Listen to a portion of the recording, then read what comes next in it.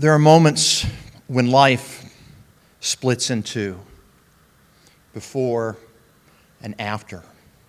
For me, one of those moments was in the doctor's office, hearing the word cancer. I had ignored the signals, ignored a test that indicated something serious, until my wife screamed at me, "You can die!" Honestly, I was more afraid of her than I was of cancer. I still am. But then the fight was on. Aggressive cancer, brutal treatment. Surgery, radiation, chemotherapy, hormone therapy. I survived. But in that survival, I had a new perspective. Looking back on the signals I'd missed, not only in my body, but in the cancer and my teammates that died fighting cancer. And looking forward in the patterns that we continue to ignore. When I finished my personal battle with cancer, knock on wood, I never would have imagined that cancer would be my next mission. There are moments in history when it splits in two, before and after. September 11th, 2001 was one of those days. For those of us old enough to remember, we will never forget. The planes crashing into the towers, smoke pouring from the jagged holes in the skyline. People, desperate, terrified, jumping rather than burn. The Twin Towers, symbols of American strength, crashing in fire and steel. We were helpless. We felt rage. We felt a call to action. And a generation of warriors fought in a 20-year war. That's 7,294 days of war. And there was another fight coming, one that we couldn't yet imagine. Years later, the 9/11 Commission talked about what went wrong. The largest failure was one of imagination. We believe leaders did not understand the gravity of the threat. The system was blinking red. Officials failed to connect the dots.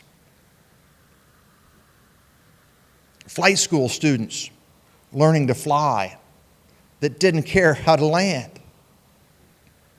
Intelligence agencies siloed, unable to share information. Intelligence chatter, something big was coming.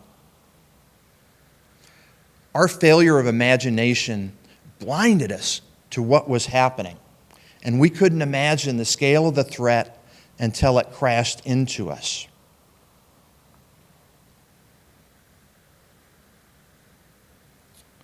Imagine now a future headline. A silent slaughter. U.S. warfighters dying at home. That may be a future headline, but that's happening now. In our war since 9/11, more than 525,000 active duty service members have been diagnosed with cancer. Not old men, not retirees, young men and women in their prime. Among them, Green Berets, Rangers, Night Stalkers, SEALs. So many diagnosed with late-stage cancer in their 20s and 30s. I am one of those 525,000. My cancer didn't come from family history. It came from 20 years of war, 3 years of deployments: Iraq, Afghanistan, Yemen, Kenya, Bosnia, decades of disrupted sleep, stress, inflammation, thousands of rounds fired in unventilated indoor ranges, and breaching charges sucking up that explosive residue. We didn't know that cancer would be the cost of our service until it was.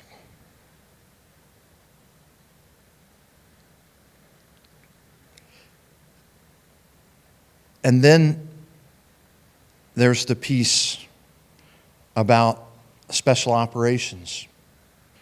It's not just about us. We are breaching the door for all veterans to follow through with better cancer care. Pilots, submariners, aircraft maintainers, fuel handlers, all these people served in silence, and now they fight cancer alone. We can do better. We will do better. At Soteria, we don't ignore the signals. We don't lack imagination. We act now. We don't wait for stage 4. We guide and coordinate hunter-killer teams that find cancer, that fight it, that kill it before it kills our service members. There's a failure of imagination that we cannot allow to happen.